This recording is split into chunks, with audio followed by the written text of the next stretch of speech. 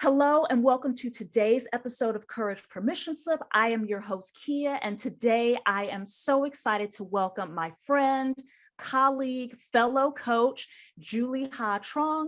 And before we get started, let me tell you a little bit about her. Julie is the founder of Leadership Savvy and brings 20 years of experience helping individuals, organizations, and communities realize meaningful and lasting change.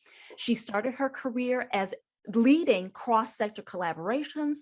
Later, she led talent development and recruitment efforts at 2 firms. But today, Julie is a highly sought-after strategy consultant, leadership trainer, and career coach. And she has worked on a range of missions from arts to education, health to workforce development, and ethnic-based and social enterprises. Welcome, Julie. Thanks for having me, Kia. I'm so glad that you are here and that we get to have this conversation. And one thing that I just really curious to talk about live, we've talked about it little bits and pieces here, but, in 2021, you and your family bravely made the decision to take your family on a remote work and learning excursion. So I would love to hear from you. And I'm going to stack questions using our coach terminology. I'm going to stack questions. What drove that decision and what was that experience like for you? Yes. So thanks. That's one of my most fun topics that I love talking about. It's not work related, but also work related, right? Exactly. Yes. Because a lot of this work that we do is about helping people find more joy and purpose in their life. Mm-hmm. And so as a coach and as a consultant, I was always doing that for others. Yeah. And finally, I would have some peers like you and others who would ask me, well, Julie, what about you? What would you want to do with your life? And so about 5-7 years ago, I would say, if I could do anything, I think I would just drop everything, get an RV and just travel the country, right? Or live in a tiny home on wheels, something like that. And it was just one of those pipe dreams. But when the pandemic hit, everybody was remote. And so I had already started to build my business, which was also remote. And my daughter's school was now remote. So it was a time for my husband to, he's always wanted to learn electrician skills. He's always wanted to renovate his truck. And so we put all of that together and we decided that this year would be the year where we would be on the road a lot more, camping out of our rooftop tent on our truck. We have decked it out. I mean, there's solar panels, there's a hot and cold water shower unit. Oh, wow. Yeah, there's sliding drawers. So we've had so much fun building us out as a family. And over the summer, we were able to travel for 3 months, just living out of our truck, seeing friends and family across the country. And we took our daughter out of school just for this year. It's called independent learning, so that we can have that flexibility.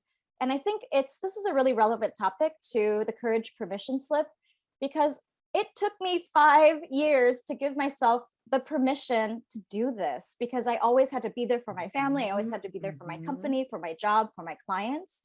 And when I really sat down to think, what do we want, right? Yeah. The pandemic, I think, did something to our psyches where we literally had to sit at home. Yep. And think, and face, as Lovey Ajayi Jones says, face your front. Right. Yeah. And face each other, like our significant others and our families. And so that's what happened. And so this year, I just want to always be honest with folks. I think in this job, we help others and we show up in a way that is very, hopefully, confident and comforting, but we are people ourselves. And so I want to be able to show vulnerability as well. Yeah. And so it's been a learning journey. I have not been on the road as much as I wanted to, but we have been able to take quite a few, at least once a month, 1 or 2 weeks, just 1 week trips at a time, or a long weekend, 4 or 5 days, because we have that flexibility now. But it's not the epic 2-month vacations that I was expecting. There's a lot of reasons. There's COVID variant. East Coast is a place I'm not as familiar with. So camping out there is taking more research. But what I've learned is that's okay. The best laid plans, they're just plans. That's right. And that we just have to enjoy the journey, even if it's not exactly what we planned it to be. Right. And so two things you said there, Julie, that just stood out to me, and which you then circle back to it, is the first, that this is a vision, this was an idea of, as you said, a pipe dream that came to you 5 years ago.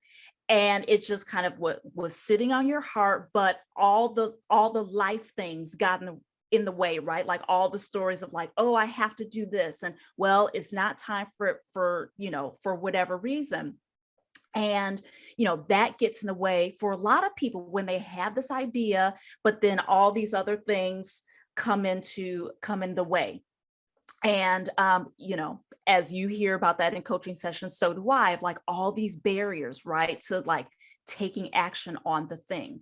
But the other thing that you said, which really resonates with me, is about, and for anyone who's listening who is a coach in any kind of capacity, is that we feel like, and maybe I'm speaking for myself, but I often sometimes feel like I have to have it figured out, right? Like I shouldn't be doubting myself. I shouldn't be feeling like, maybe this isn't the right thing for me to do, or maybe I should have done it this way.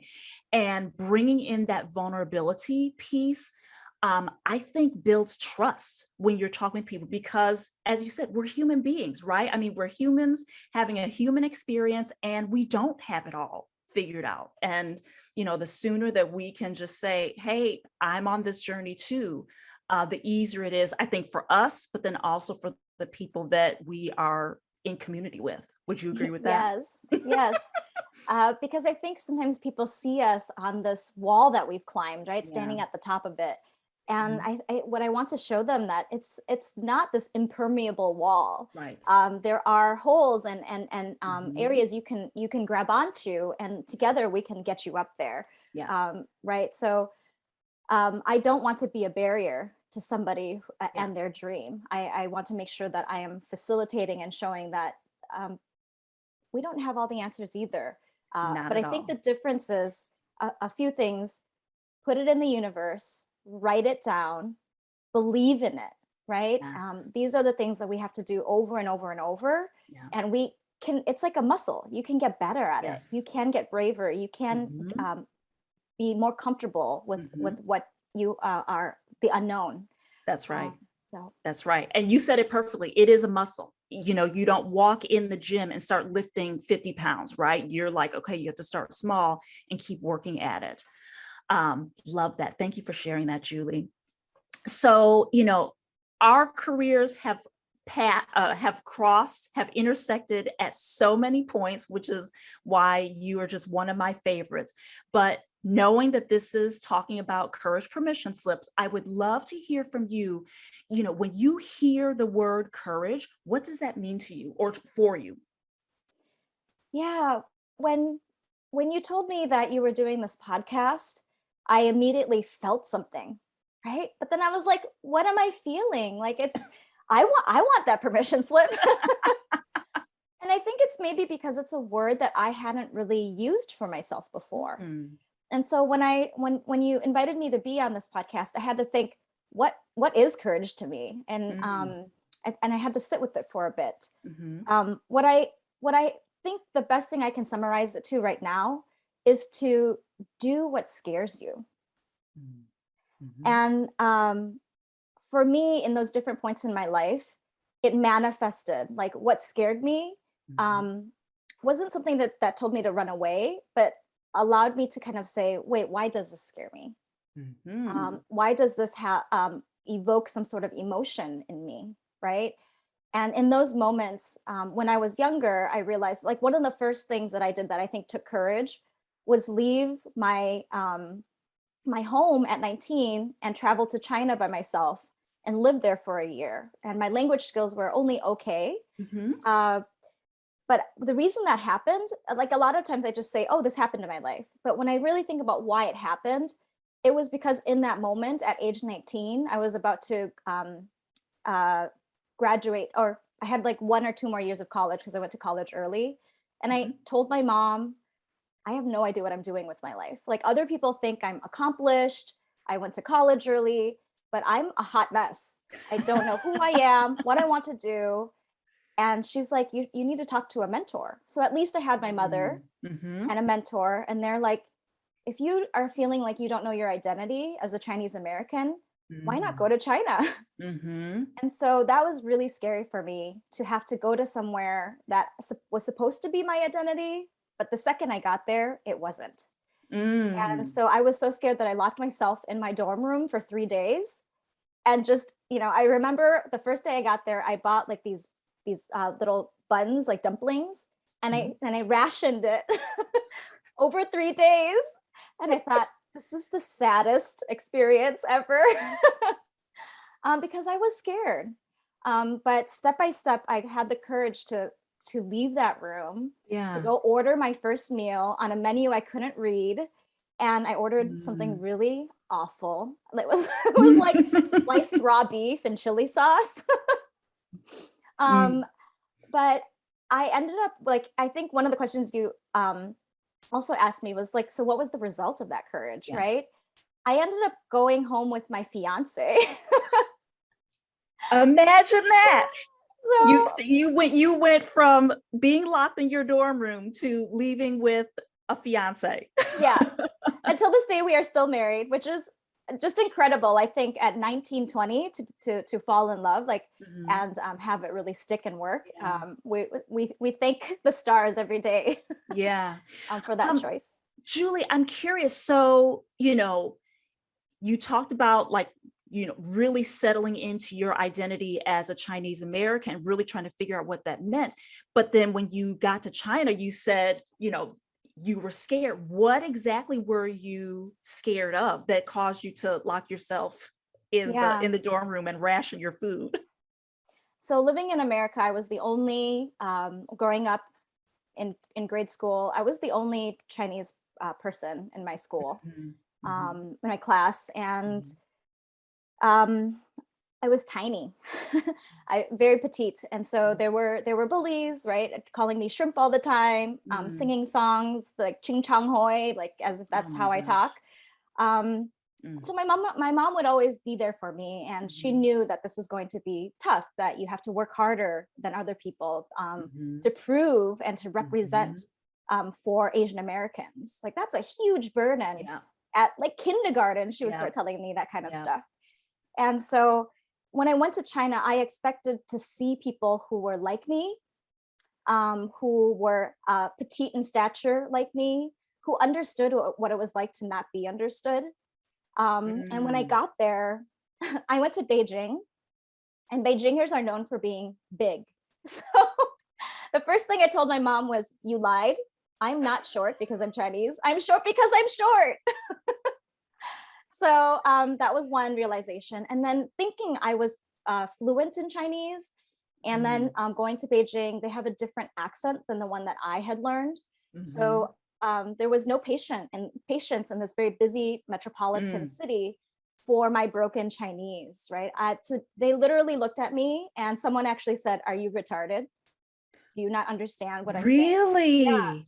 And so they would say, "You're Chinese, you need to know Chinese." And I'm like, "No, I'm from America." Really? And nobody would believe me.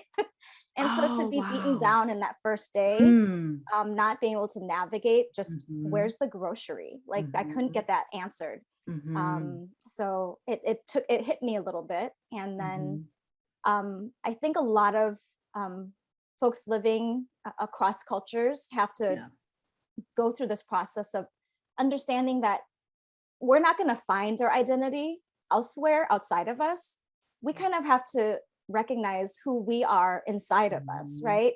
And that identity is built, and that, yes, there are parts of me that are Chinese, there are parts of me that are American, but then there are parts of me that are uniquely Chinese American. Right. And even within that experience, there's not every Chinese American is going to have the same experience. And so I think it took me time to figure out, like, I'm going to have to own my own identity. I'm not going to find it somewhere else. No one else is going to define that for me. That's, what a magnificent example of which you probably didn't think of it at the moment, but what a magnificent example of you giving yourself permission to really own who you are, uniquely Chinese American. I think that's such a wonderful example of you giving yourself permission, but like I said, probably you didn't realize the significance of that at that time. But all of that has led you to being who you are today. Mhm. Yeah.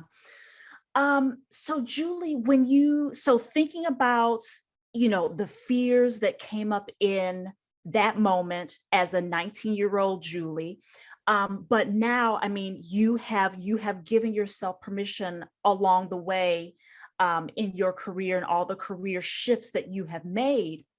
What were some of those later permission slips that you had to give yourself that lead you to where you are right now? Yeah. So feeling comfortable with my identity, what I knew, what I didn't know, Mm, um, actually allowed me to start seeing others and being more curious about others.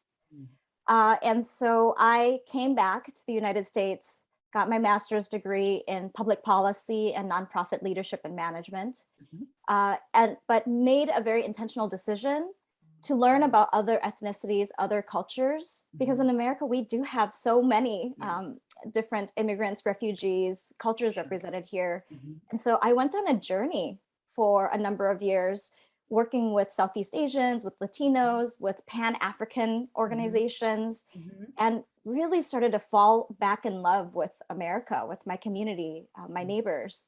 And I was fortunate enough to be able to have jobs where I was able to work in nonprofits or in school districts and partner with them to be able to do that work.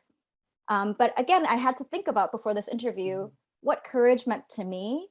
And mhm, in those years where I was working within agencies and within communities, I realized that I used to say, I love standing up for others, right? And I would always put my nose where maybe I shouldn't have, but I was curious. Like I wanted to yeah, understand how all of these different things connect, right? How could I make the organization, the project, the community experience more positive and have a mhm, better result?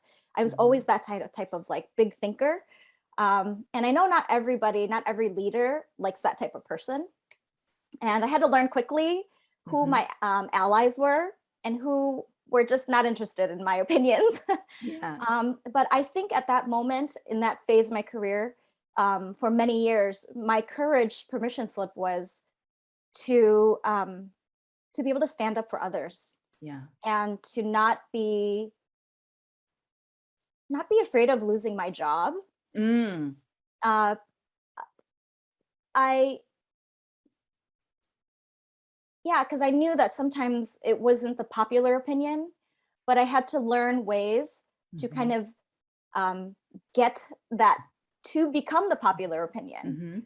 mhm, So yeah, I can think of small instances where maybe a program staff person shared something with me, mhm. and then for some reason, more and more people would start sharing these, and then I would see themes, Yeah. and so and this is probably why we're coaches and consultants today.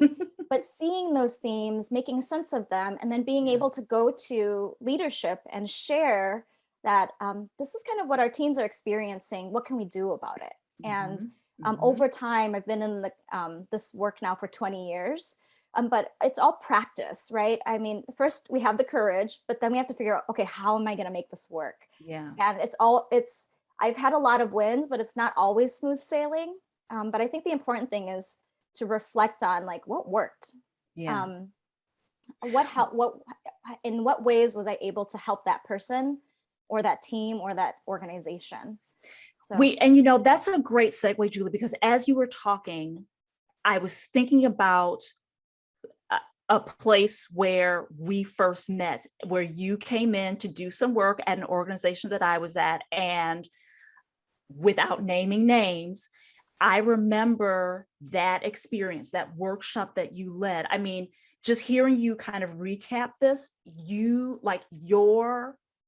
the values that you root yourself in, of this like sticking your nose in where maybe it doesn't belong, and kind of like putting forth unpopular opinions or drawing out unpopular opinions, with knowing that that could get you in trouble where you work. And I remember that workshop that you led, And, at that time, I think I was a new coach by that point.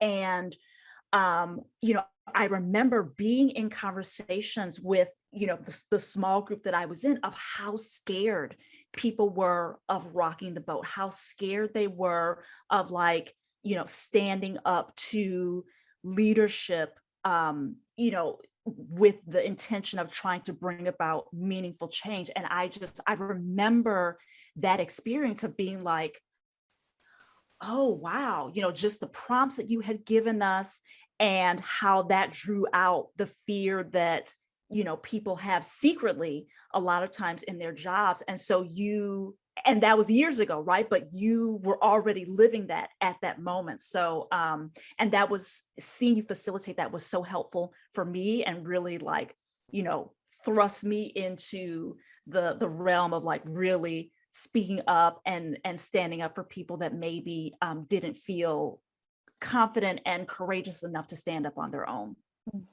Yeah. I love that you bring back, I remember that, I can like picture it. Yeah. And I think what we do as coaches and consultants is we actually curate that space for folks to be able to find a little bit of courage and speak out.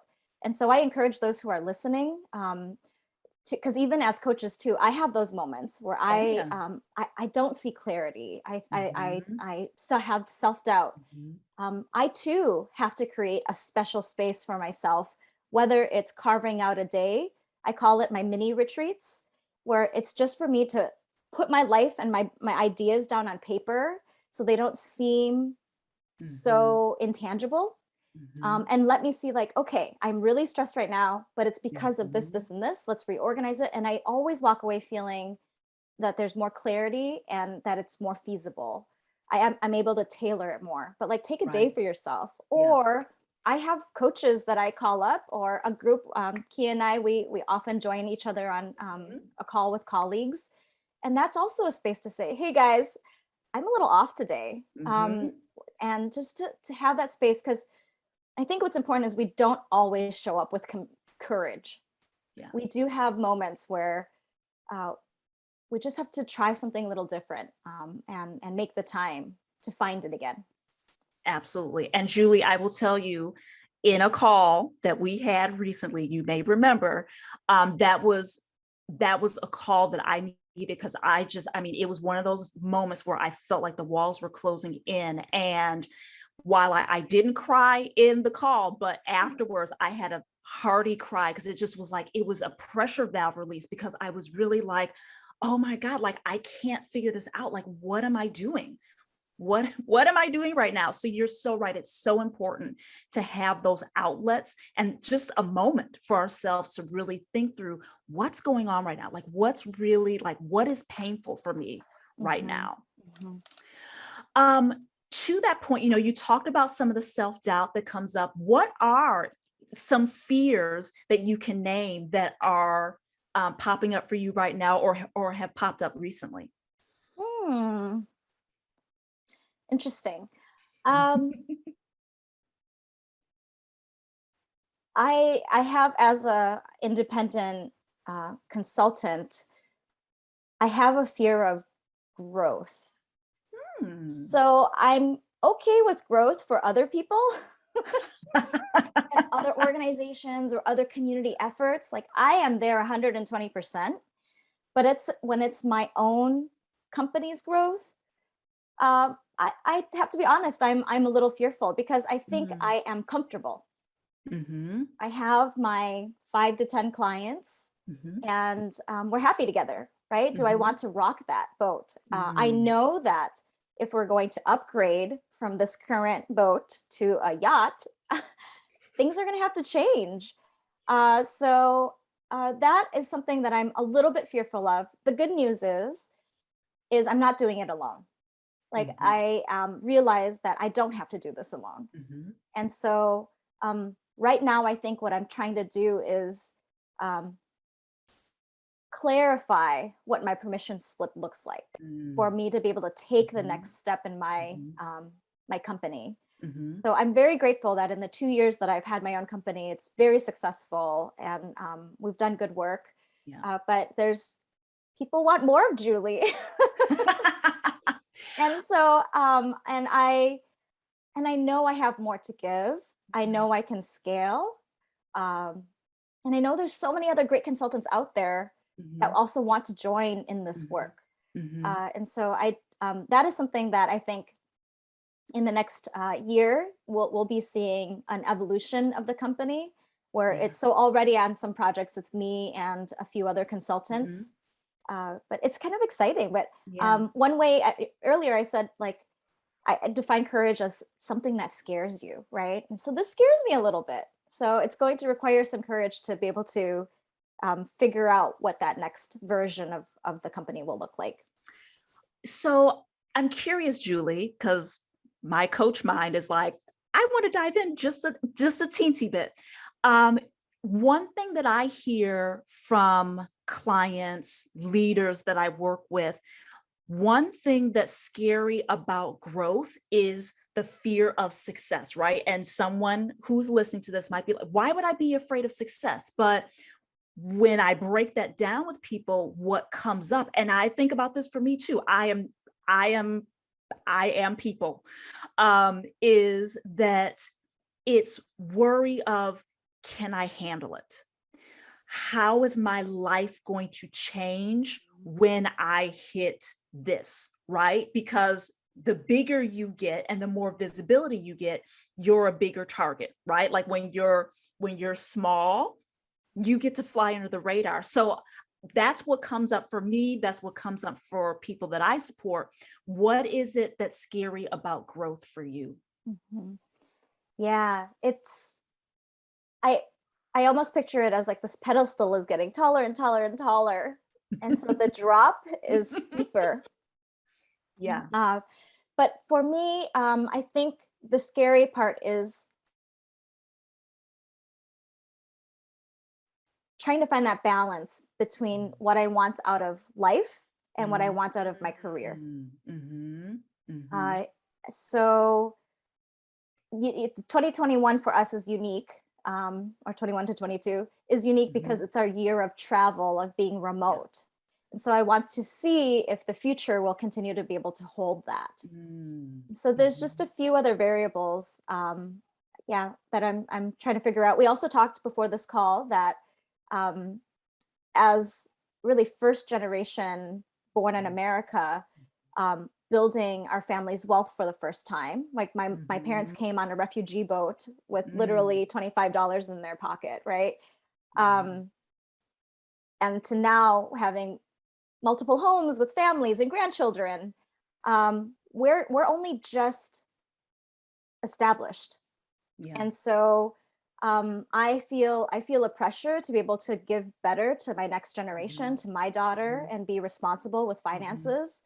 So I might have a side business where it's investing in property, or since we love the outdoors, we love travel, is it an Airbnb farm experience, right? Again, I'm putting these huge, crazy pipeline dreams out there into the universe. It might take me another 5 years to get there. But those are some of the things that I'm thinking about is what are some of my life values and goals along with my kind of business, and then is there a middle ground, or is there another social enterprise? And so I share all this because it's never just one straight path. We're complex, dynamic people, and that's kind of the fun of, I think, of life. Absolutely. In fact, I was just reading something today about being, about letting go of perfection, right? Like letting go of this idea that, okay, if I set this plan, this is how it has to go, and it's going to go this way in this timeline. And that passage was talking about like, we're imperfect creatures, right? And things are always moving, even though we can't see it, things are always moving and changing. And so that in and of itself is not perfect. That is imperfection because things are always shifting. And so the passage was talking about, can you approach your life in that way? Can you approach life embracing that really, and really taking pleasure in the imperfection and the ever-changing aspect of our lives? And I love, Julie, what you talked about of trying to find a way to marry your life vision, the vision that you have for your life, but your family's life, but then also the vision that you have for your work, and what the middle ground is for those two. Because I think that is, in fact, I was talking about this with someone the other day about, like when we fill out all those assessments, right? And usually they're for work, and you're filling it through the lens of your work persona, right? But we're removing a whole aspect of ourselves from our work. And this pandemic, as you talked about, like, it has caused us to reassess everything, right? To reevaluate, is this what I want to be doing? Does this work for my life? Not just my work, does it work for my life? And he was talking about, when you're filling out the assessment just through one lens, and then, you have this whole other lens over here that you've ignored. The facilitator was saying that differential is where the stress comes in, because you're trying to walk the line between these two things instead of integrating and being grounded in, like you talked about at the top of the call, of being grounded in like your unique experience and what you uniquely bring to the world, and trying to find a way to have that healthier integration. So I love that is, what you're exploring right now. And I think that is courageous, right? Because society tells us one thing, and we're trying to pave a new way.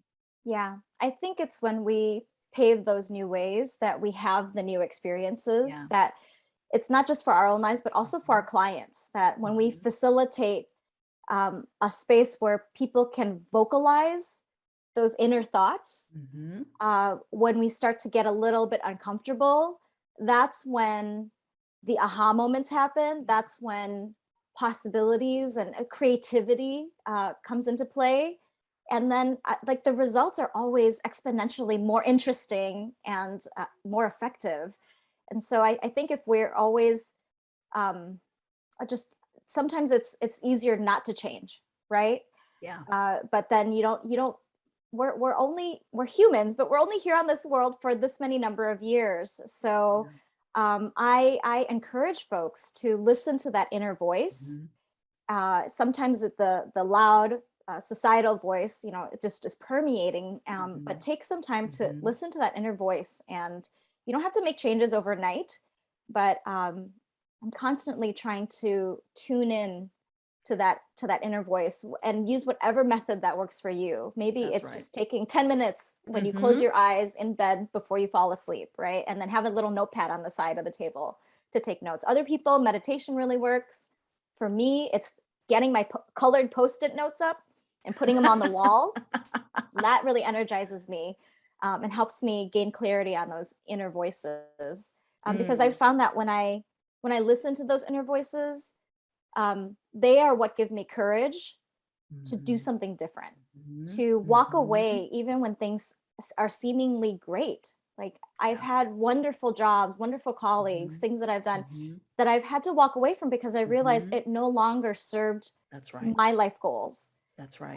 And I don't just abandon them, but it gave me the clarity to say, it's maybe time to move on soon. So let me put the pieces in place so that I can move away confidently.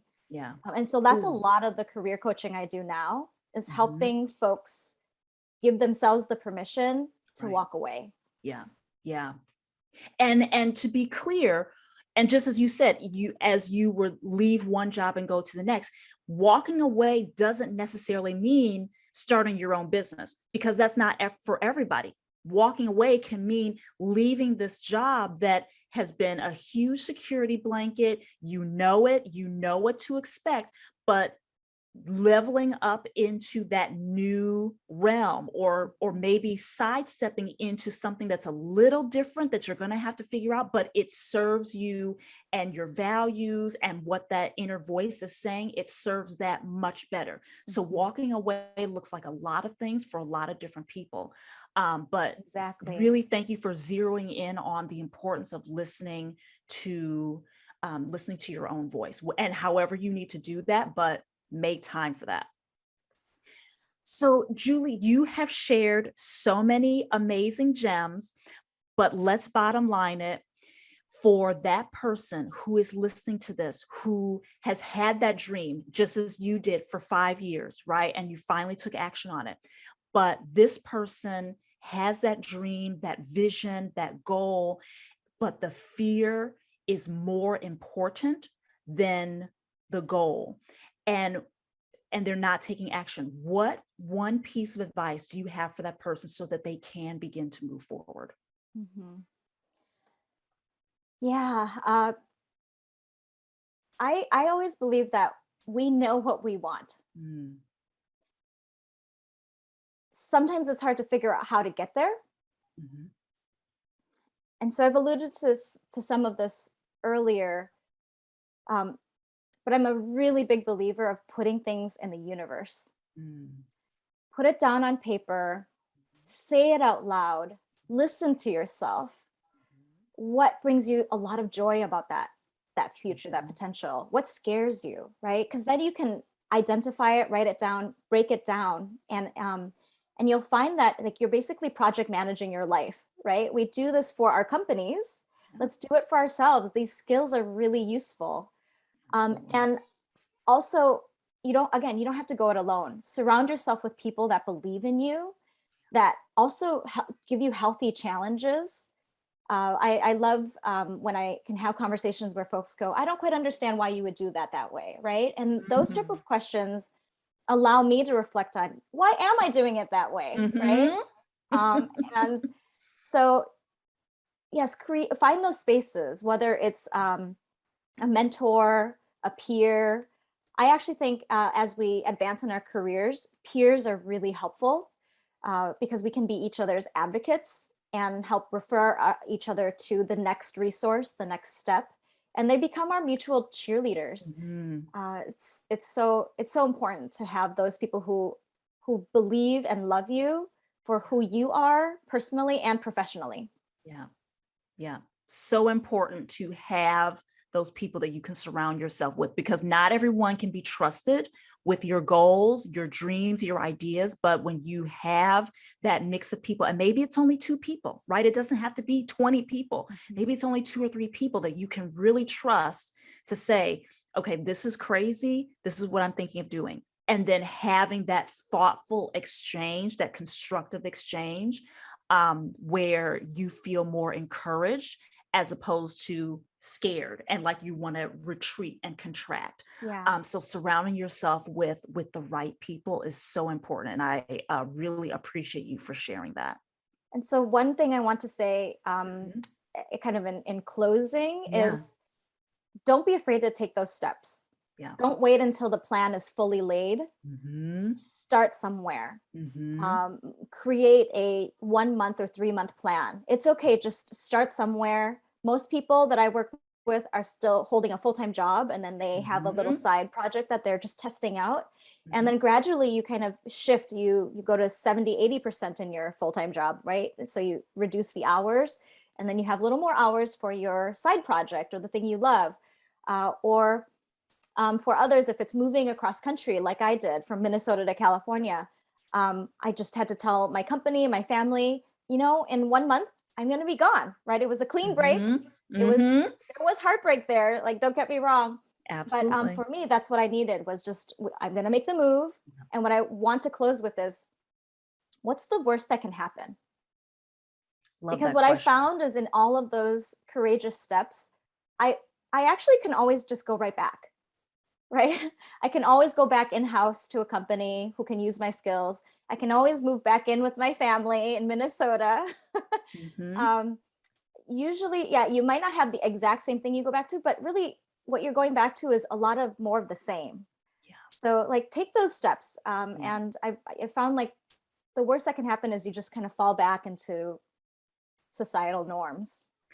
And thank you for sharing that, because that is one thing that comes up so often, is that when people think about the change that they want to make, then it's like, oh, well, if it doesn't work out, well, it's like, I remember, so when I moved from Los Angeles to Portland, that was, those were some fears that were coming up for me. Like, what if I hate it? And I remember my mom, when I was kind of hashing this out with her, she said, Kia, it's not like the road is going to crumble and you can't come back.